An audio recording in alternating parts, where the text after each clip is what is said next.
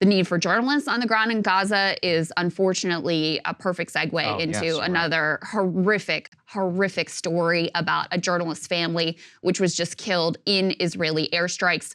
But before we even get to that, Al Jazeera, the network that is funded by the Qatari government, has really come under fire, both from the U.S. and really from Israel, but also from the U.S. Let's put this up on the screen in terms of Tony Blinken. Went to the Qatari PM and asked him to rein in Al Jazeera's war coverage.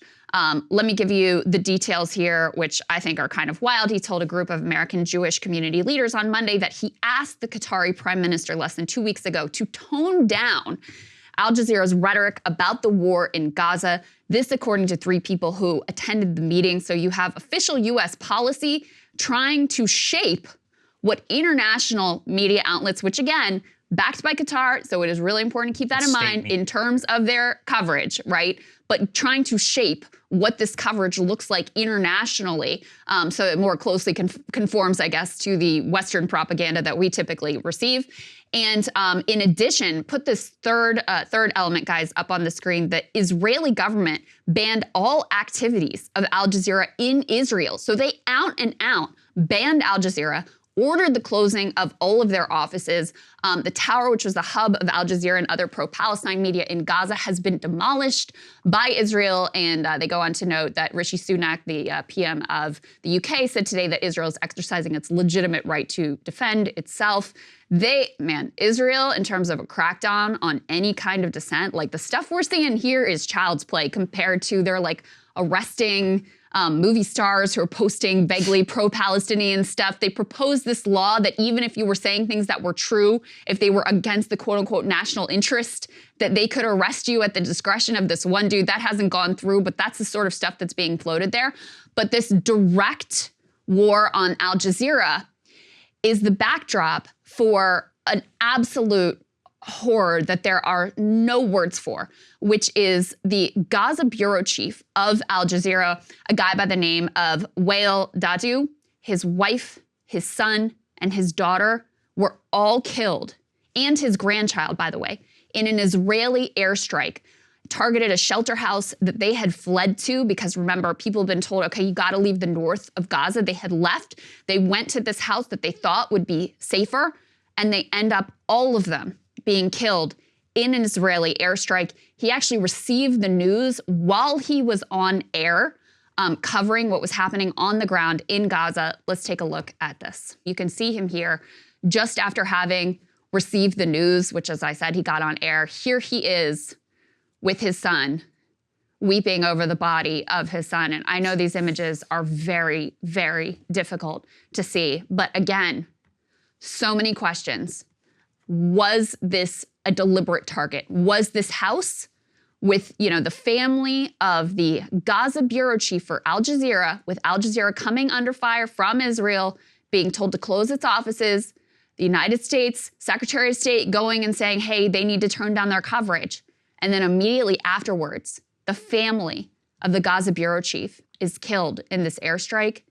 A lot of questions here. Yeah, so 21 others were actually killed in the separate incident. The Al Jazeera parent company media network, they're the ones blaming the Israeli airstrike. They're calling it, quote unquote, a indiscriminate assault, saying that Al Jazeera is deeply concerned about the safety and the well-being of our colleagues inside of Gaza. I don't think it's in dispute at all that members of his family then were killed, and there has not yet been an alternative explanation or dispute yet by Israel. You can take that with what you will. The big question is about the number of journalists now who have died. It's at least 24 that have been confirmed died since October 7th. 20 of those actually are Palestinian since the hostilities in October 7th really began here. Yeah, I mean, it's just absolutely it's a horrific thing to watch. Also, in terms of the front on general with Al Jazeera, it is difficult, and they are basically directly controlled by the Qatari government. I've used to live in Qatar. By the way, I don't believe in censorship. I do believe that they should be allowed to broadcast in Israel. If you're Israeli, actually, you want that because you want to know exactly what these people are saying and reporting from there. Because, like it or not, the huge swaths of the Arab world actually do watch Al Jazeera. Al Jazeera Arabic has been caught many times reporting absolute bullshit, especially whenever it came to the U.S. in Iraq. So I'm not going to sit here and stand for them. At the same time, it reflects, I think, a little bit of what we talked about previously in our broader war coverage, Krystal, which is that Al Jazeera, the images and all of that are flooding across the Arab world. And Al Jazeera, frankly, is probably the tame version compared to what's being distributed on WhatsApp and on Twitter or on Telegram, is laying the base of the exact same media environment the United States found itself in 2004 and 2005, where Al Jazeera Arabic basically all day, every day was just broadcasting carnage of what was going on in Iraq and being like, this is America's fault, this is America's fault, this is America's fault, which, you know, kind of was. And that, it was the backdrop of the huge rise in the jihadist movement, and which ignited a lot of terrorist attacks against the US. And it took a while, you know, for that to start to materialize. But the London bombing happened, then you had multiple other, you know, major al-Qaeda attacks that were attempted against the US. That was also the beginning of kind of the quote unquote lone wolf terror thing, which, I mean, we lived with that for more than a decade. So I think we're just going right back to very familiar territory. And that's actually what scares the hell out of me. Right. Because I know that this is the backdrop of what every person in the Arab world is consuming on a daily basis. That's why Blinken was like, hey, can you please tone it down? Because we know how influential this is. But to be honest, I don't think it's going to do anything.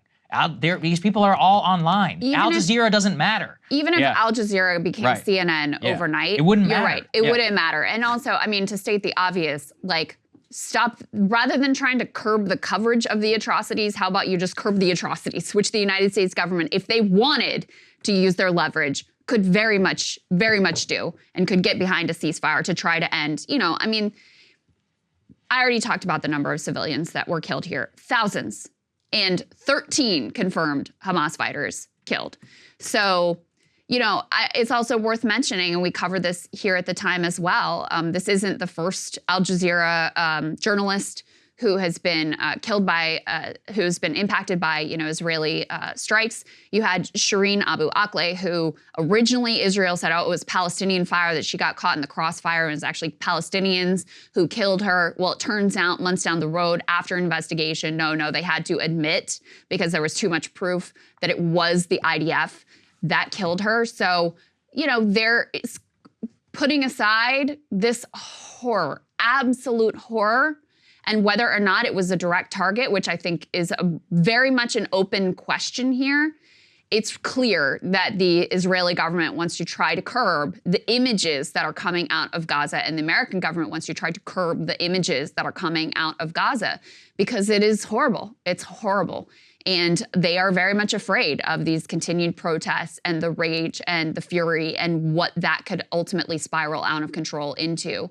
But as I said, the answer here isn't to try to change the coverage or curb the coverage or sanitize the coverage. It's to actually get at the root cause of the, you know, the war crimes that are being committed here. I mean, the siege part is, you could potentially have some argument about human shields, et cetera, on the bombings. But the complete siege of all the civilians, this is collective punishment. Like, it's, by international law, it is really indisputable, and the U.S. could do a lot about that. They could, but they're not going to. Of course. The U.S. political system is They've made that very clear. The U.S. political system supports this action. I think we 100%. all need to also reconcile ourselves to that and just be prepared for what the fallout from that is going to be. Hey guys, if you like that video, go to breakingpoints.com, become a premium subscriber, and help us build the best independent media organization on the planet. That's right. We're subscriber funded. We're building something new. We want to replace these failing mainstream media organizations. So again, to subscribe, it's breakingpoints.com.